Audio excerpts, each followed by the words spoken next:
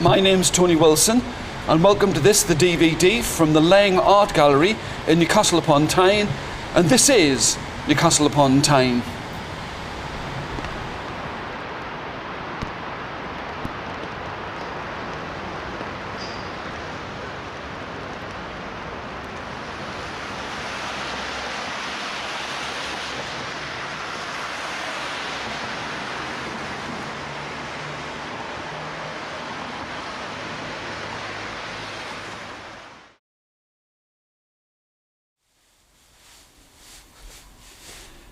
Now, the Laing Art Gallery is in the middle of Newcastle upon Tyne, and it houses a great many pictures and sculptures and artefacts. And rather than look at all of them, we're going to look at one picture in particular, a painting that's called The Bard. It was painted in 1817 by a man called John Martin, so that's nearly 200 years ago, and the subject is the Bard. Now, I could just show you the picture, and you could just look at the painting, and that would really be an end to it. But rather than do that, what I want you to do is I want you to think about the painting. So I've got a little exercise that I want you to do. What you need to have is a sheet of A4 paper. You need to take your sheet of A4 paper, and what you're going to do is you're going to fold it in half that way. It's not to be exact, but just roughly in half. And you're going to fold it again in that direction. And now you've got 4 equal quarters of that sheet of paper. Top left, top right, bottom left, bottom right. And what I'm going to do is I'm going to give you a verbal description using a lot of adjectives to describe what is in the painting by John Martin.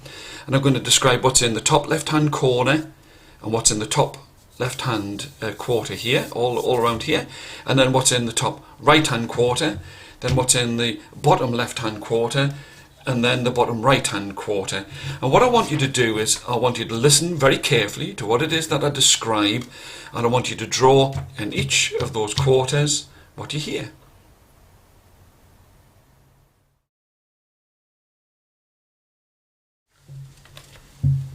In the top left hand corner of the picture you can see an enormous craggy mountain range cutting through the stormy cloud-filled sky.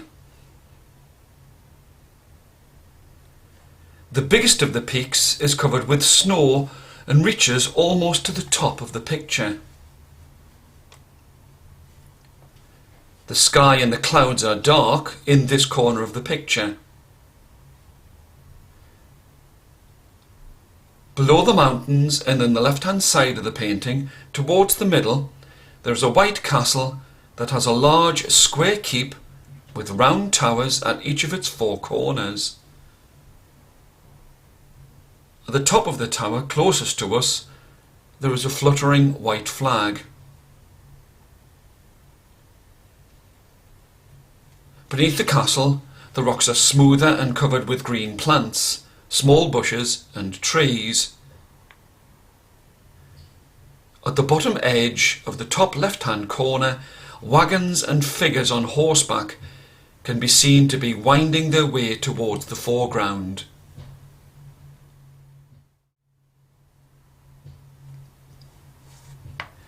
In the top right-hand corner of the picture, there is a slight break in the clouds, and thick but white clouds can be seen to be lit by the sun. Below the white clouds there is the opposite bank of the river. It is darker in colour and flatter.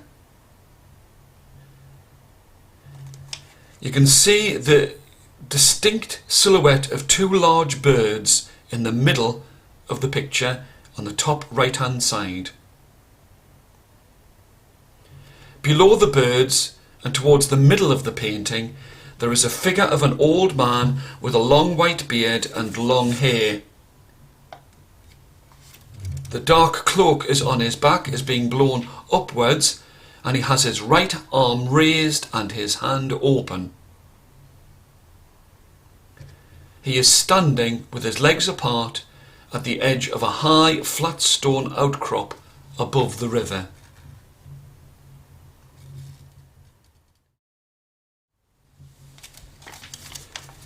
In the bottom left-hand corner of the painting, the trees in the path are seen in bigger and greater detail, and individual trees and parts of the path can be clearly made out.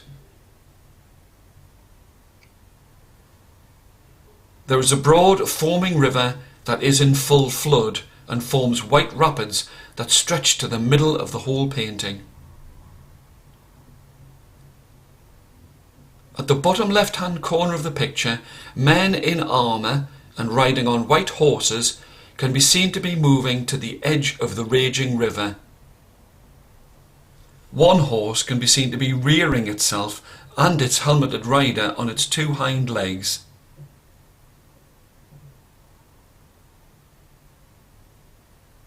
In the bottom right of the picture, there is a huge block of flat, jagged rocks below the figure of the old man.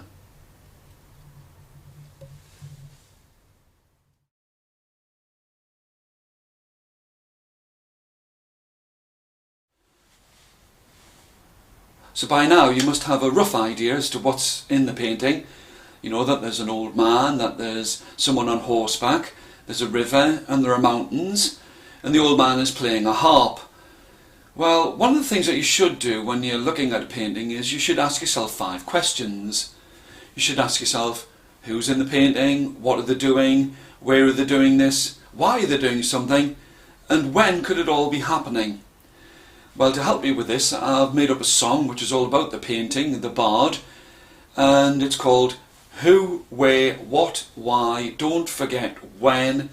Each picture paints a story, I can't wait to begin. And that's what the chorus is.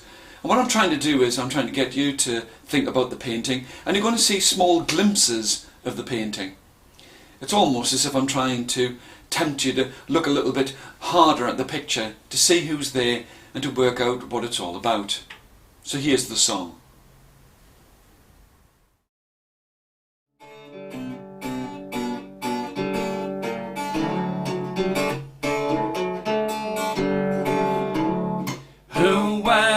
Why, don't forget when. Each picture paints a story, I can't wait to begin.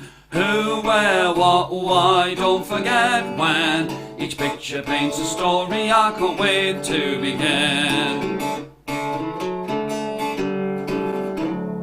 Who is the old man, his hand an upturned fist, defiant on the jagged rocks, his poem an angry list of all the terrible deeds the proud king has done, one man against an army under the blood-red sun.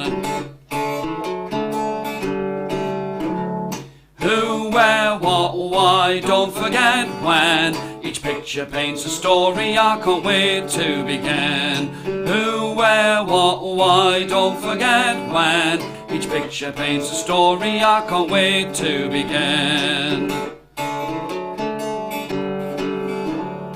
When the cold wind blew through the cloud-filled sky, before bowing down to Longshanks, the bard would rather die. Time will not remember the cruel king's name. He will be forgotten, but the poet's song remains. Who, where, what, why, don't forget when. Each picture paints a story, I can't wait to begin. Who, where, what, why, don't forget when. Each picture paints a story, I can't wait to begin. Where lonely eagles fly above the raging stream, who could believe the beauty of his dream?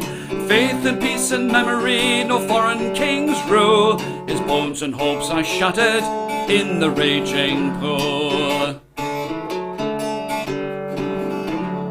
Who, where, what, why, don't forget when. Each picture paints a story, I can't wait to begin. Who, where, what, why, don't forget when. Each picture paints a story, I can't wait to begin. Who is the king, why is he so far from his throne? Where is this place the old man calls his home? What makes the greedy king shout for more?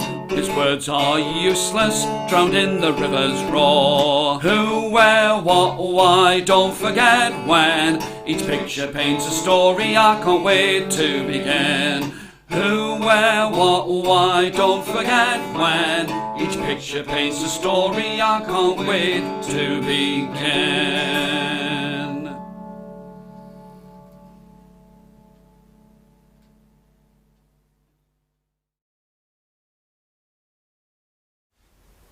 As well as asking the 5 questions about the painting of who and where and what and why and when, you should also ask yourself questions about who it was who actually painted the picture. Well, the picture was painted by a man called John Martin after he'd read a poem by somebody called Thomas Gray. Now, the poem is about the bard, and the bard was a poet. And in Wales, there were many poets and many bards, but Edward I didn't want them to sort of like whip everybody up into a frenzy so that they would defy him. And Edward I built many castles around the whole of Wales to make sure that he could conquer that place. And the poem that was written by Thomas Gray was all about this. So there is Thomas Gray. You could ask questions of who he was and where he was doing things and what he did and why he did them and when. But let's ask some questions about John Martin himself. So, if we start with who he was. And here are a selection of questions being put to John Martin, the painter of the Bard.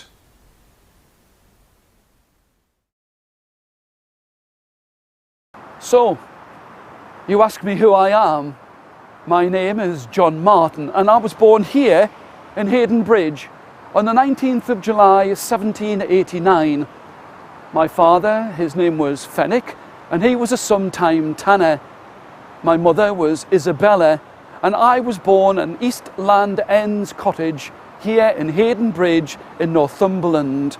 I was the youngest of 13 children, and I was born and baptised on one and the same day, for there were only 5 of us that survived. When I went to school, my teachers could tell that I was never going to be a scholar, but they could see that I was good at drawing and sketching and painting, and they were right.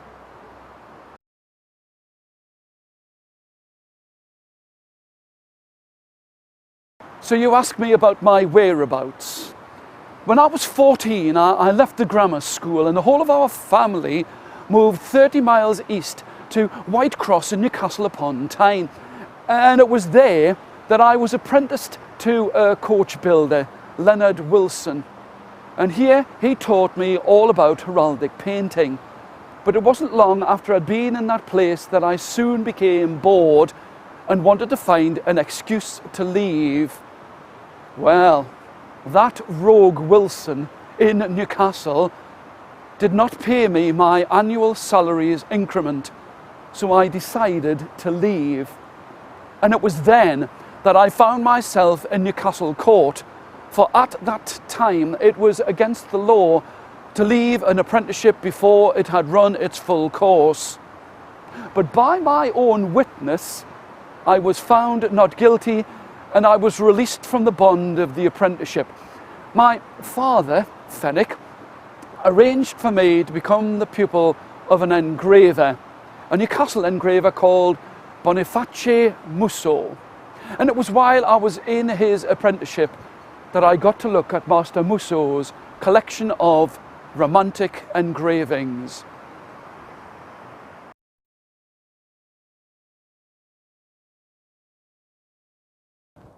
So now you ask me what I did. When I was 17, I moved to London to try my hand at the China painting industry, but it did not work out.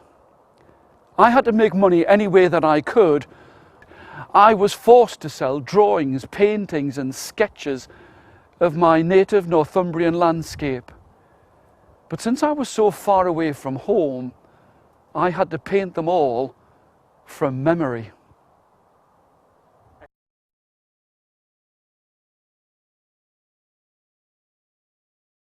Now I must tell you why I had to work so hard.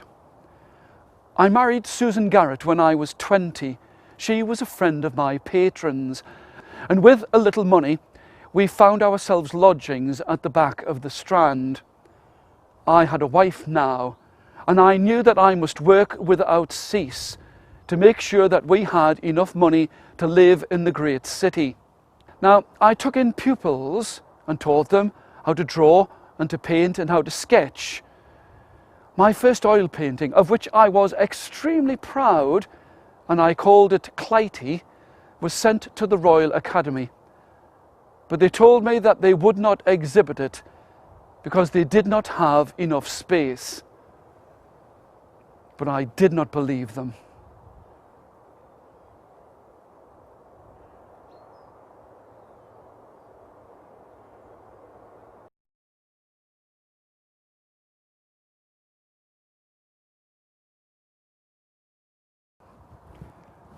And now you wonder when it all came right. It took me until 1824, when I was 35 years old, to become an established and recognised painter. I was snubbed by the Royal Academy. I was ignored by my fellow artists. But during all of this time, I was always supported by my dear wife, Susan. She supported me in all things and believed in those things that I believed in. The hurtful words of the critics did nothing to curb my passion to paint or my ability to try and represent the glories of nature. The writers and the critics did not recognize my paintings when they were painted, but the engravings that I did were appreciated by the public. I've heard it said that I am a genius. I've heard it said that I am the greatest painter of my time. All I know is that I've been blessed with the ability to represent the glories of nature and all of the things that our Creator has provided for us.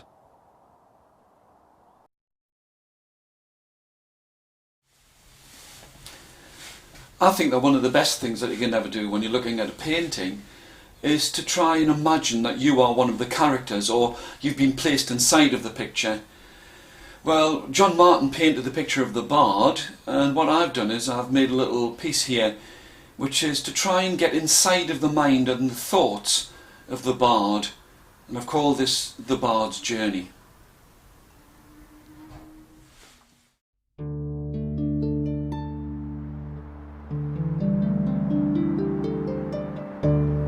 As this day dawned, I knew that this would be my destiny. I can only take one last look at my homeland and sense the good that lies in its soul, its soil, and its rocks. This is the place that I have known for all of my life. These trees have given life to this valley, and they have watched over me. They've protected me. The hands and fingers of their boughs and branches stretch up into the cool, clear air and hold the secrets of their valley close to their hearts. Time will not stand still beneath their watchful gaze. They are majestic, proud, huge and forgiving as they guard the ever-flowing water of this river that is the heart's blood of this glorious land.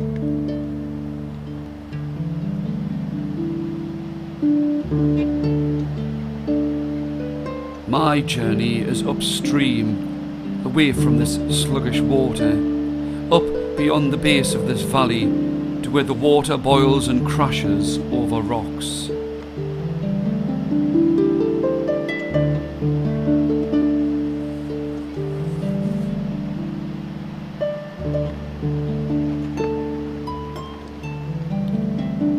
The path is damp and the air is filled with the smell of autumn. A new season beckons, and each footstep reminds me of my life in this place.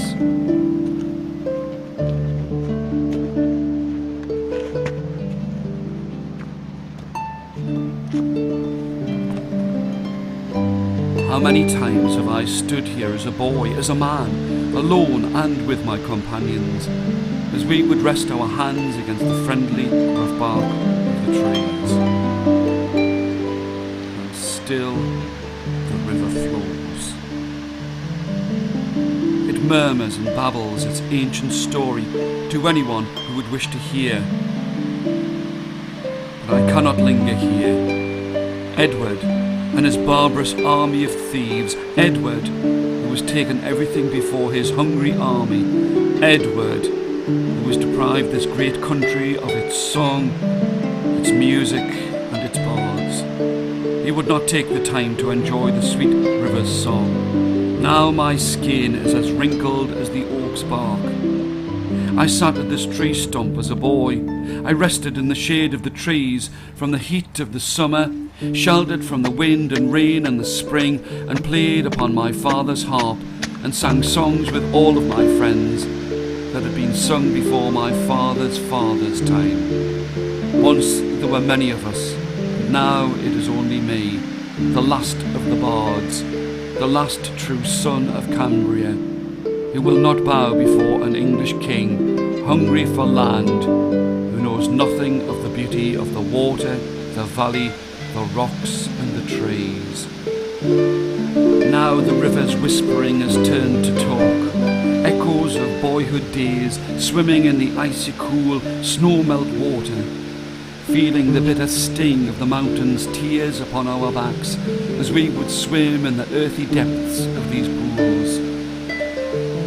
Nature has made this place great with its sounds, feelings and smells.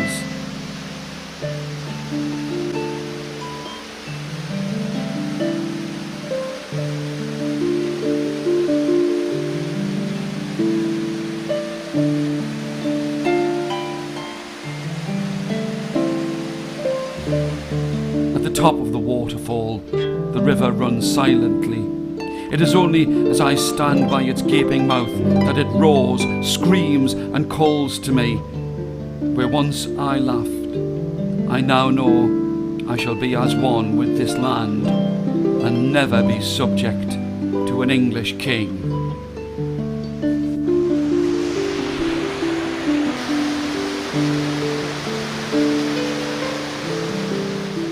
The river still flows like Cambria's true life's blood.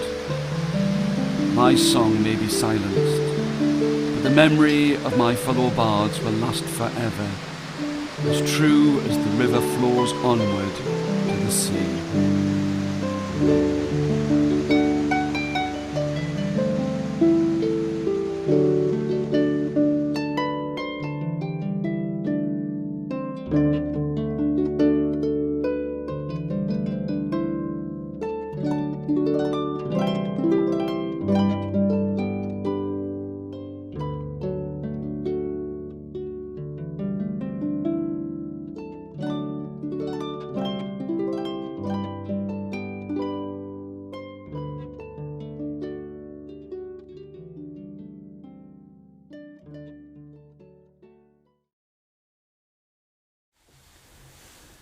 There are always two sides to every story, and you've got to think that Edward I, he had things that he wanted to do.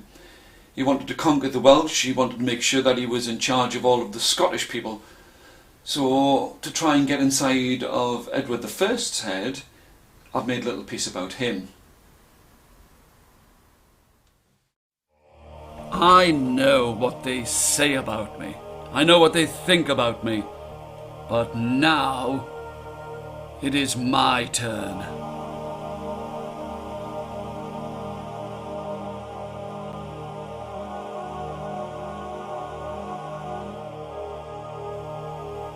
As I sit by the flickering flames of this fire, I can remember all of my battles, all of my work to remain the king of these rebel Welsh.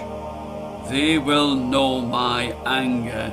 They will know the strength of my grasp in an iron fist, as I shall snuff them out like a candle's flame.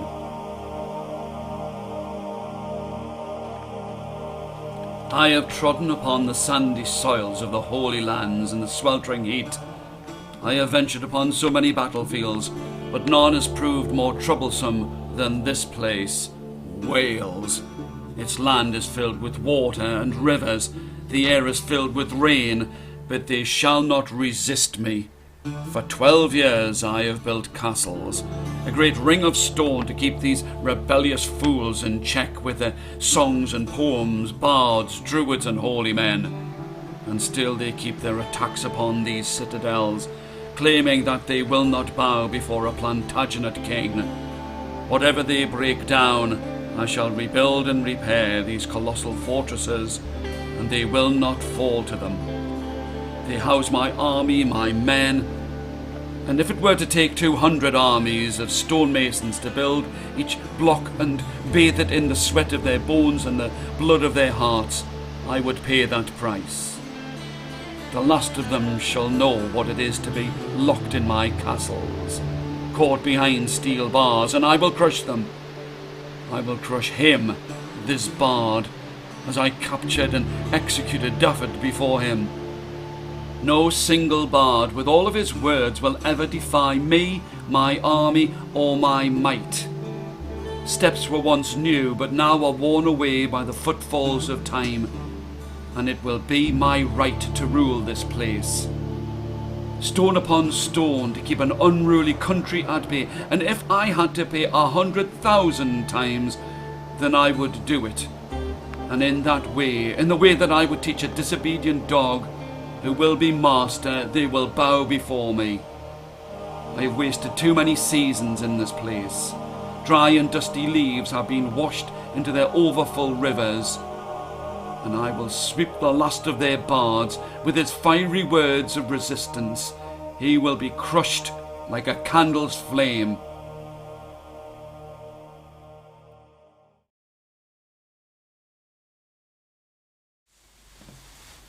We've heard about John Martin. We've heard about the Bard. We've also heard about how Edward I was trying to conquer the whole of the Welsh.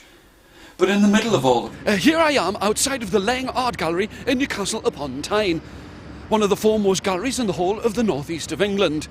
It was opened in 1904 and has a great variety of artefacts and paintings, and never in all of its 103-year history has anything happened like what happened last night here, Gallery D to be precise.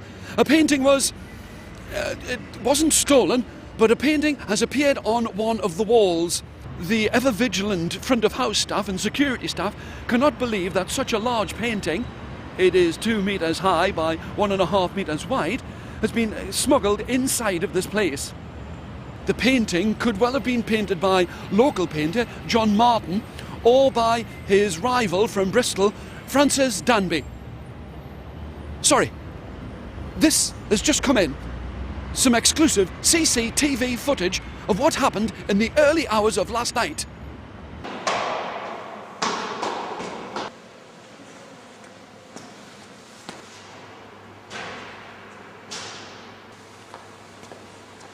So there you have it, a dramatic series of events where a painting has appeared on the walls of Gallery D in the Laing Art Gallery.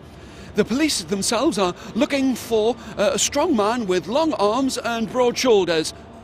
So, from me, Jules Barrett, here outside of the Laing... Wait! Just a moment. It appears that some video footage has been brought into the Northern Light Studios. So run VT. Now, Luke, I don't know what all the fuss is about. I never liked the painting in the first place, and the local charity shop wouldn't take it. The only place I could think of taking it was the Laing. They've got loads of pictures, and I thought that they'd be pleased. You see, my husband bought it in 1949 for £2. They couldn't get rid of it back then, and they were glad to get it out of the shop. Great big thing that it was. The man in the shop said that no one was interested in those great romantic paintings. Mind, that was in 1949, so things might have changed since then. First thing my husband did were stick it up above the chimney. Every time we decorated, I would have to lift it down off the wall and prop it in the scullery. Everyone else had a mirror or a clock, but no, not us. We had to have that great thing with its army and mountains. For the best part of 60 years I've had to look at that thing with its dark colours, its castles and rocks. I know what I like and I like what I know, and I know that I didn't like it. You see, I like a piece of art that makes you feel happy. I want to feel that I can step into the picture and feel as if I can have a bit of a chat with the people who were there in the picture. You couldn't have a conversation with that lot. That lot in the picture. They are all too busy being angry.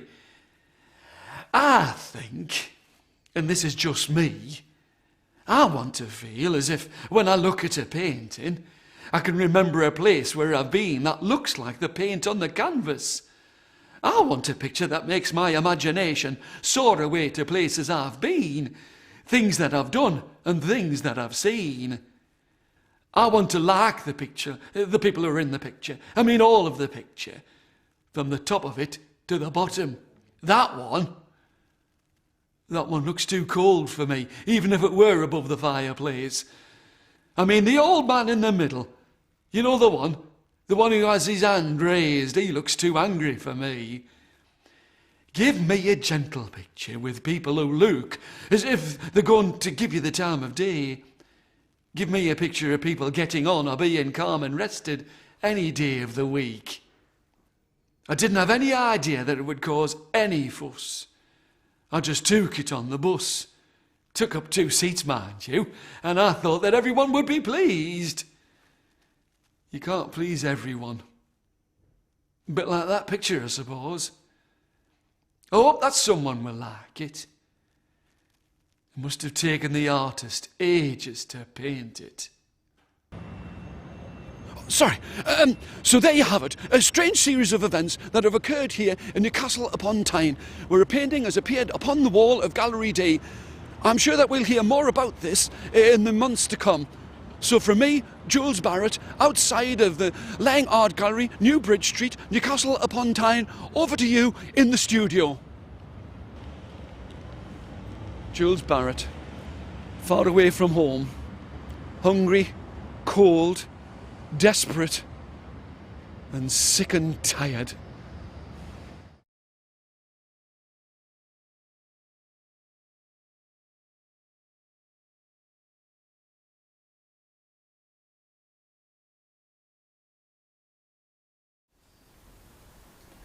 John Martin believed in what he did, and he had a very difficult life. It wasn't until he was much older that his paintings were recognised.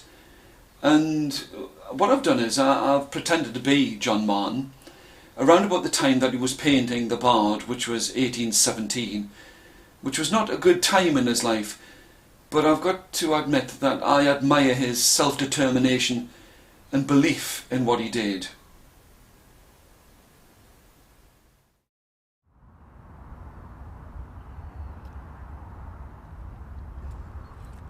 For 11 years, I have lived in London, ever since I was 17.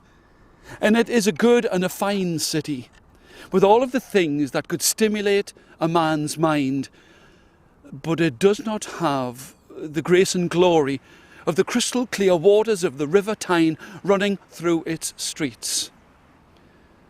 I do not visit this place often enough.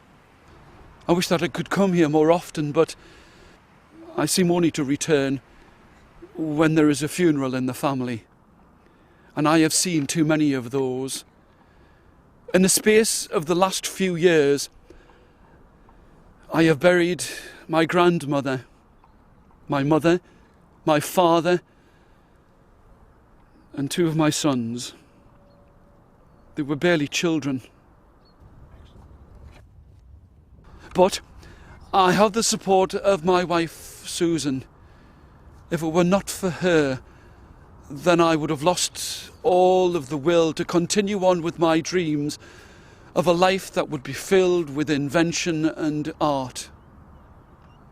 Someday when I am rich, I shall return to this place of my birth. I shall return to this place and I shall live here. I know that the mines and the factories and all of the things that men do have scarred and injured this landscape, but it inspires me.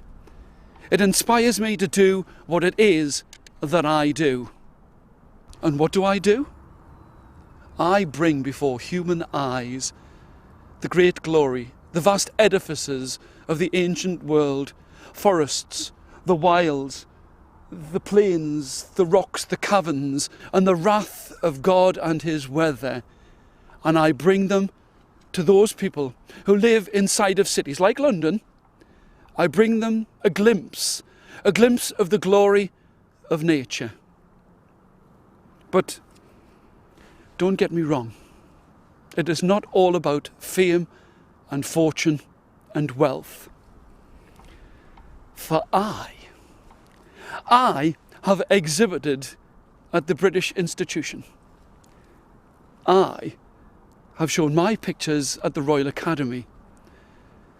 I have taught princesses how to paint. I have sold paintings for 50 guineas. 50 guineas!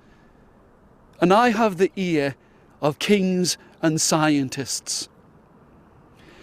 When we talk in my rented accommodation in Marylebone High Street, we talk of all of the things that we can do for the betterment of man.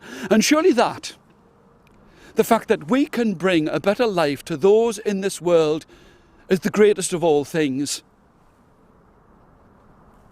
I know what they call me. They call me Mad Martin. It is not just because of my brother Joshua and his will to end this world with his love of fire and flame. Mad Martin, they call me. Mad Martin with my huge pictures. Well, they know what jealousy is. They have no romance in their hearts. They could not. They would not. They will never be able to feel the way that I do when I am surrounded here by the beauty of nature. And now I find myself surrounded in these beautiful landscapes, and I will bring them before anyone's eyes, any of those who care to watch and listen to what I have to say. And if I am called mad because I wish to show the glory of God's creation, then they can call me mad. When I was an apprentice, I had nothing, and I was forced to sell sketches and paintings of my native Northumberland, this great place that fills me with inspiration. And I will use these rocks, these forests, these fields as the inspiration for the greatest of all of my paintings, and I shall call it The Bard. When I was in my apartments, I was introduced to the poetry of Thomas Gray. He is a good and a fine poet, and the finest of all of his poems is called The Bard. Ruin seize thee, ruthless king, confusion on thy banners wait. Though fanned by conquest's crimson wing, they mock the air with idle state. For Edward, he wanted to invade Wales, but he could not. He could not make a conquest of the bard with his music and his poems. Oh, I will paint this picture. In the top left-hand corner, I will place one of Edward's great castles. That great ring of stone that he placed all around Wales when he tried to conquer the Welsh, but he could not conquer the bard. And the bard will be here in the middle of the painting, his one hand raised high in the air, standing upon a rock. On a rock whose haughty brow frowns o'er old Conway's foaming flood, robed in the sable garb of woe, with haggard eyes the poet stood. And he shall be there. He shall be there for all to see. And those who call me mad Martin shall bow down before me.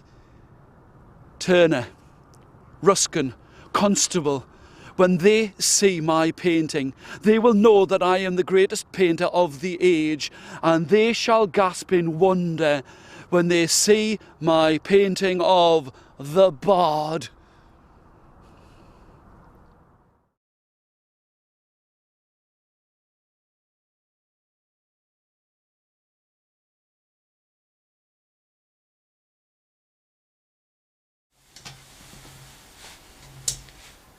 I'd like to leave the last words about John Martin and the Bard, not with John Martin himself, but with one of his contemporaries, a man called Thomas Bewick, who was an engraver, and a very fine engraver.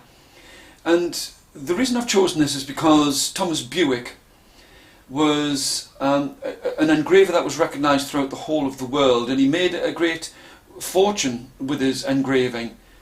And he admired John Martin for all of the work that he did. Perhaps sometimes he saw him as a rival, but I believe that the two of them admired each other's work.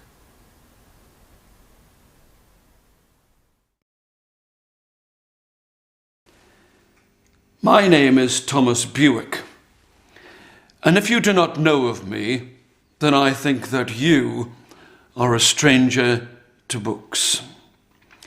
My friends, who have visited many parts of this great country of ours, have informed me that my 2 volumes of the history of British birds and my single volume of the history of quadrupeds can be seen in every home that they have entered. I feel pleased and proud that from my humble beginnings as a farmer's son, I have touched the lives of so many with my love of the countryside and wildlife. I have also been told that there is not a parlour in this country that does not have upon its wall a print of some description by an artist called John Martin. From a mutual acquaintance, Dr. Thomas Alcock, I have heard that this Martin, like me, is from the north. But he lives in London and has a great many influential friends in the capital. But from my time in that place, London, I can tell you that I could not wait to return to my beloved Cherryburn. Cherryburn. Cherryburn is the finest and brightest jewel in the whole of Northumberland's crown, and it was there, as a boy, that I learned to swim in the streams. I copied and drew every beast and bird, everything that crept and crawled, grew and flew, and the countryside. I would rather make a mark upon anything that I could draw on than go to my schooling or to help my father upon the farm. I would draw on the margins of my exercise books. I would scratch into the stones of the porch and even in the mud of the riverbank. And it was my drawing that took me away to be apprenticed to an engraver. And like this John Martin, I went and sought my fortune in London. But I found London to be crowded, dirty, and unfriendly.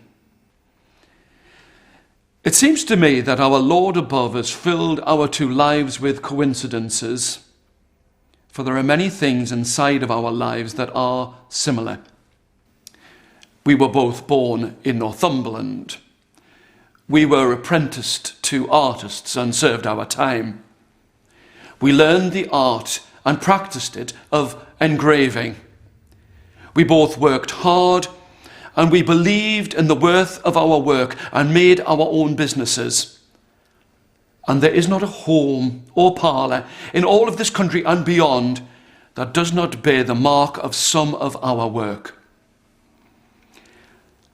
I do not say that we are in competition. Life is too short to hold that kind of anger in your blood and your bones. there is more than enough in the nature that our Creator has provided to us for the two of us to portray for eyes. There are many people who do not know the song of a bird or its sight. They do not know the croak of a frog, for they are trapped inside of the cities with their factories and their crowded streets. So anything that we poor artists can do can only be for the good. I can tell you that he still uses mezzotint printing. Mezzotint printing.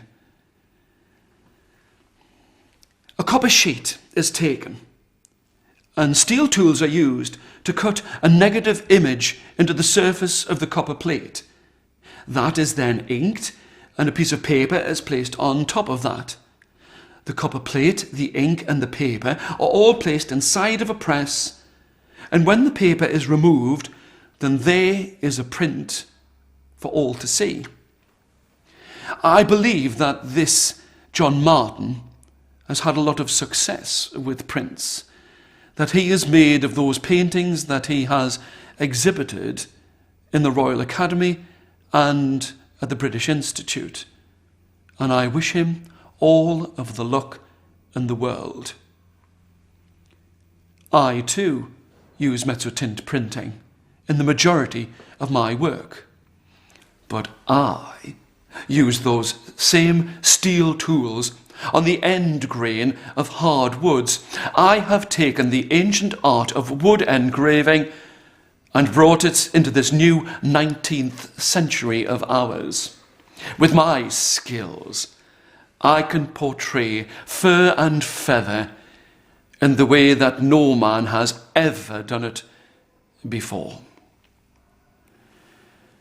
Perhaps his work is a little more easily seen, for my prints are locked inside of the pages of books, but I do not bear him any ill will. I have said it before, and I will say it again. There is more than enough beauty in the land and the countryside for we poor artists to portray. He has a love of the countryside and the landscapes inside of his heart and his soul.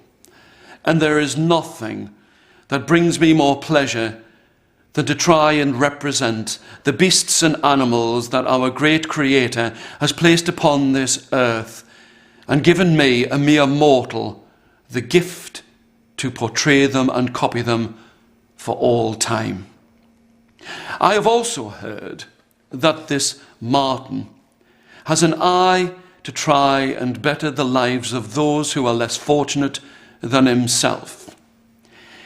He has taken upon a task to improve the flow of water through London, and in this venture I can only wish him well.